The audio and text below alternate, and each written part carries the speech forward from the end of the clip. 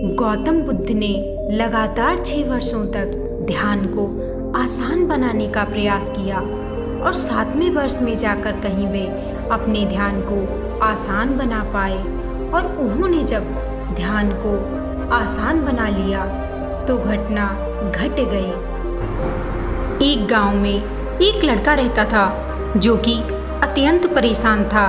लड़की की समस्या थी ऐसे विचार जो लोग कहते हैं बुरे होते हैं। जब तक हमें ये नहीं पता होता कि क्या अच्छा है और क्या बुरा, तब तक तो सब सही रहता है।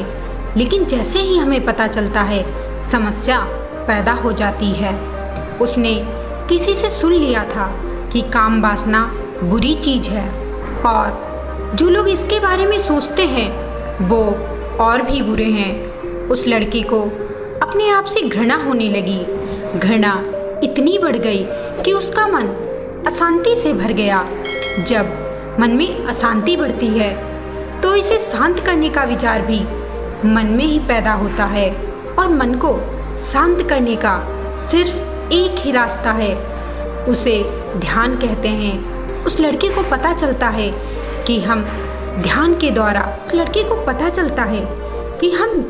द्वारा अपने मन को शांत कर सकते हैं। परंतु एक बहुत बड़ी समस्या है, जो लोग ध्यान तथा ध्यान के सही नियम को नहीं जानते उनके लिए अशांति बढ़ भी सकती है।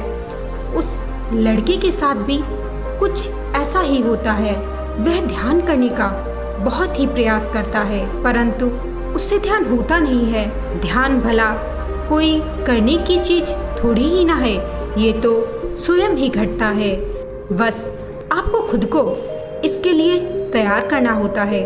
लगातार प्रयासों के बाद भी जब उसे कुछ नहीं मिला तो उस लड़के ने मान लिया कि ध्यान कोई समाधान नहीं है। ध्यान के द्वारा मन को शांत नहीं किया जा सकता।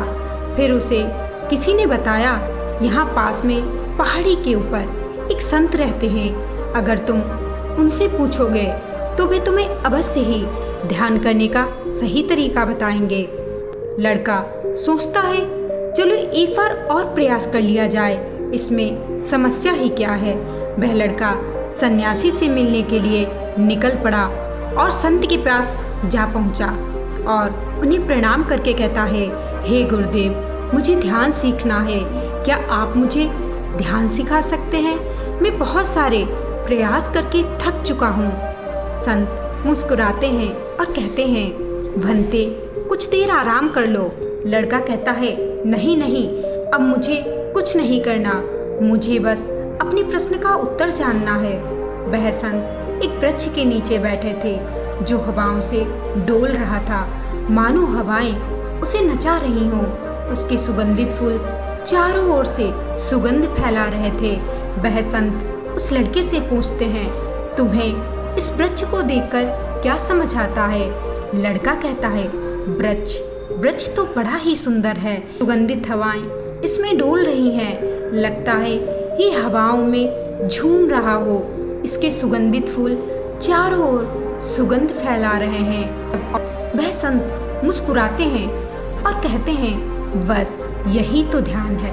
ये वृक्ष इसलिए नहीं नाच रहा कि इसे नाचना चाहिए, और पुष्प इसलिए नहीं सुगंधित हो रहे कि उन्हें सुगंधित होना चाहिए।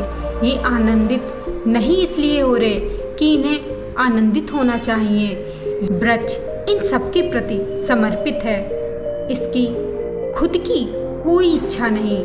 बस यही तो ध्यान है। जब जब तुम ध्यान में बैठते हो तो अपनी समस्याओं को साथ लेकर बैठते हो और सोचते हो ये भी समस्या हल हो जाए, वो भी हल हो जाए। इस तरह से तुम अपनी समस्याओं में उलझ जाते हो। तुम ध्यान नहीं कर पाते हो। तुम बाहर से तो दिखा सकते हो कि तुम कुछ नहीं सोच रहे, परंतु तुम्हारे भीतर तुम्हारी सारी समस्याएं चलती रहती हैं, इसलिए तुम परेशान रहते हो। यह वृक्ष न अतीत में आने वाली आंधियों से पीड़ित है और न भविष्य में आने वाले ओलों से। यह सिर्फ आनंदित है, सुगंधित है, अपनी सुगंध को फैला रहा है। इसके भीतर कोई दुख या चिंता नहीं है, इसलिए यह अपने सुगंध को फैला रहा है। यह एक ध्यानी वृक्ष है। इससे तुम ध्यान करना सीख लो। अगर इससे ध्यान करना नहीं सीख सके तो तुम किसी से भी ध्यान करना नहीं सीख पाओगे। ध्यान का मतलब है समर्पण।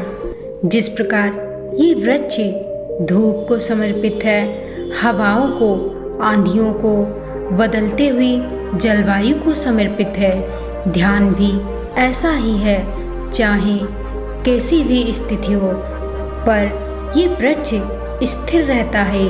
उसी प्रकार एक ध्यानी व्यक्ति भी स्थिर रहता है। तुम कैसे बैठे हो, कैसे सांस ले रहे हो, इससे भी ज़्यादा आवश्यक है कि तुम्हारे भीतर के भाव कैसे हैं। क्या तुमको कोयल की आवाज़ें सुगंधित कर रही हैं? क्या तुम इस प्रकृति के सुर को सुनकर झूम रहे हो? अगर तुम ऐसा कर पा रहे हो तो तुम ध्यान की तरफ बढ़ रहे हो। ध्यान बलपूर्वक नहीं बल्कि आनंद पूर्वक किया जाता है।